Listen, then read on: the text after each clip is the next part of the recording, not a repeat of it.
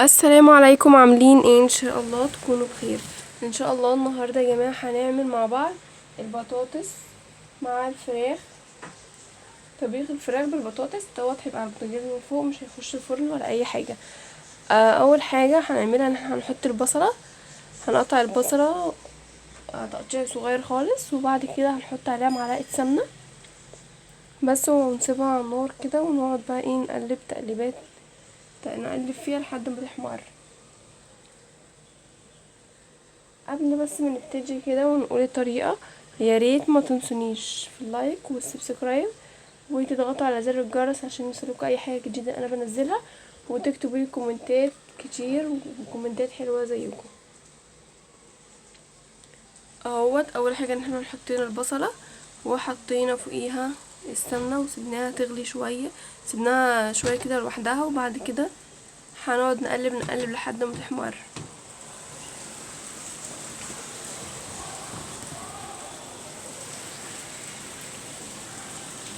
سامعين يا جماعه الدنيا بتشتي ازاي؟ الدنيا بتشتي عندنا كده دلوقتي، والجو الصراحه ساقعه جدا، وانا برضو قلت لازم اسجل لكم الفيديو واقوله لكم.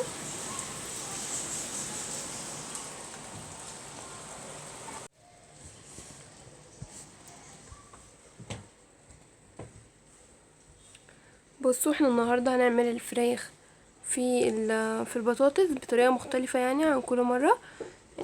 اهوت هنحط البصل وعليه حته السمنه، وهنقعد نقلب فيهم لحد ما تحمر. بص، انا مش قطع حاجه من الفيديو، يعني سايباه كده هو علشان اللي مش بيعرف يعمل حاجه يتعلمها معايا. يعني انا الغرض الاساسي اساسا ان انا اعلمكم طريقه الاكلات اللي بتتعمل ازاي وكده، فانا مش هاجي على الفيديو واسرعه بسرعه قوي واخليكم ما تشوفوش انا عملت الحاجه ازاي. لا، انا بحب المتابعين بتوعي والمشاهدين بتوعي يتعلموا واحده واحده كده، علشان لو في حد مش عارف يعمل اصلا البصله من اولها مش عارف يعملها، يلاقيني عاملاها ويتعلم الطريقه. الغرض الوحيد والاساسي ان احنا نعلمكم الطريقه.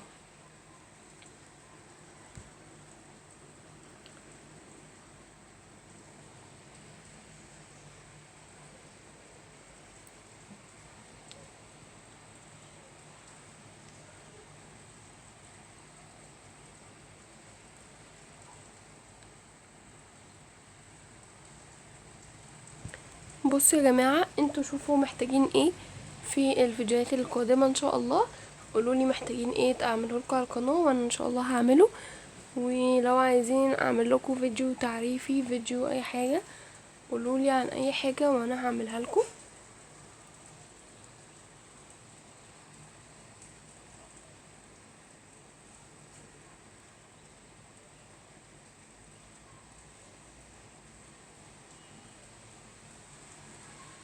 بصوا اهي البصل احمر، هنقلب فيه تاني برضو مش هنروح عايزينه يحمر كمان شويه عن كده، مش عايزينه كده بس.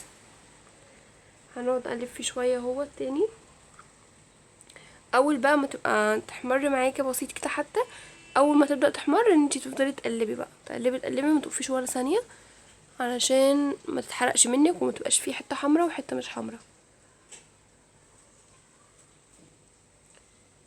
اهو بصوا بقى الجمال.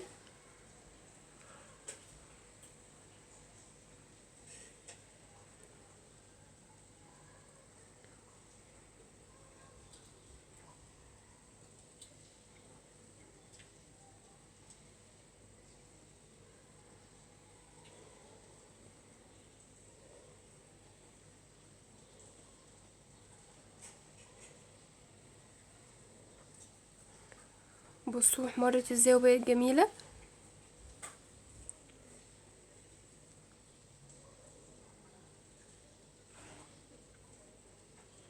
يلا يا جماعه، اللي لسه ما عملش اشتراك يشترك ويعمل لايك ويكتب كومنت حلو كده، ويتفرج على الفيديو للاخر علشان يستفيد بالطريقه ويستفيد بالوصفه. ولو محتاجين اي حاجه تانية اكتبوا لي في الكومنتات، وممكن كمان تلاقوها على القناه اصلا انا عاملاها. يعني لو محتاجين حاجه بصوا على القناه وعلى محتوياتها كده، لقيتوها موجوده تمام، ملقيتهاش موجوده اكتبوا لي كومنت كده وقولوا لي انتوا محتاجين ايه. بصوا كده هنا هنحط فلفل اسمر، وهنحط كمان كمون،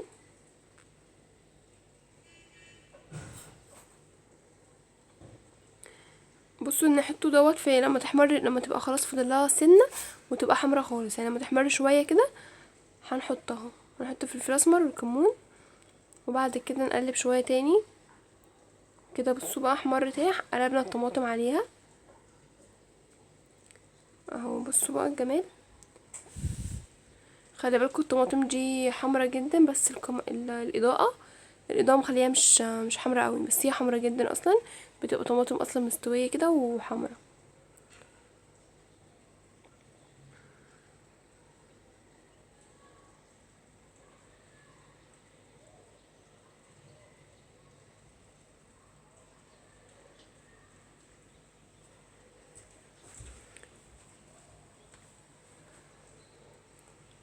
اهو سيبناها تاخد غلوه بسيطه كده على النار لحد ما تسبكت، وبعد كده هننزل بالفراخ بقى اللي احنا غسلينها ومقطعينها، فراخ وراك اي حاجه، لكن اللي انا عاملاها دي معموله فراخ اهوت، مغسوله كويس طبعا، وهنحطها جوه الصلصه اللي احنا عملناها. سامعين الشتا يا جماعه حلو ازاي؟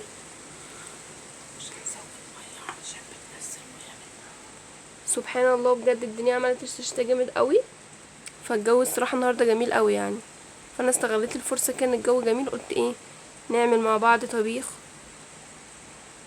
نعمل مع بعض الفراخ مع البطاطس. بصوا بقى اهوت كده، احنا مش هنزودها ميه ولا هنزودها حاجه، عشان الفراخ اصلا طبيعتها ان هي بتنزل ميه، ف... فهي الفراخ هتنزل ميه وهتزود لي الكميه يعني بتاعت الصلصه.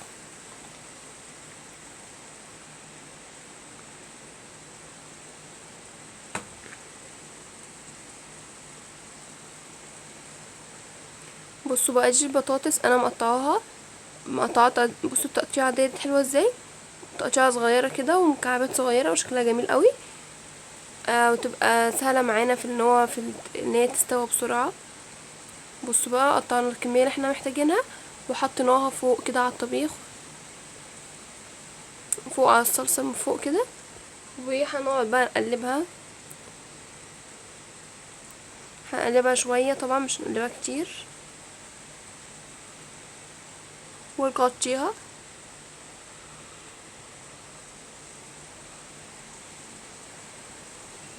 فتحنا بعد شويه، بصوا بقى لقيناهم ايه، شايفين زادت ازاي الصلصه زادت ازاي، عشان الفراخ اصلا بتنزل ميه لوحدها. طبيعه الفراخ يا جماعه ان هي بتنزل ميه اصلا، اللي هي الميه السوائل اللي بتبقى فيها بتنزل في الحاجه اللي بتتعمل فيها. عملتيها في شوربه بتنزل في الشوربه، عملتيها في طبيخ بتنزل في الطبيخ، عملتيها في صلصه بتنزل اي حاجه. الفراخ معروفه ان هي بتنزل ميه اساسا. بصوا انا بقفل كل شويه اهوت، وبعد كده بفتح تاني، بقفل وبفتح عشان اقلبها تقليبه واقفل تاني عليها، فاهمين؟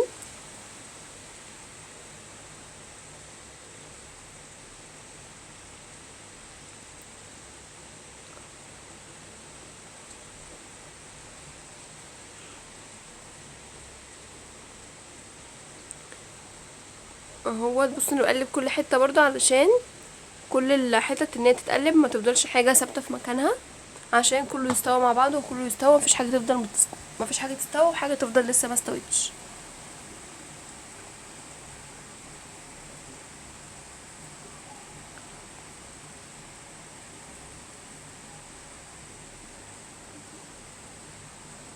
بصوا هي كده خلاص قربت تستوى اساسا،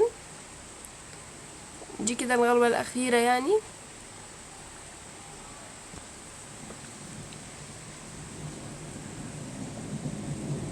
سبحان الله، الرعد قوي جدا النهارده، والشتا كمان.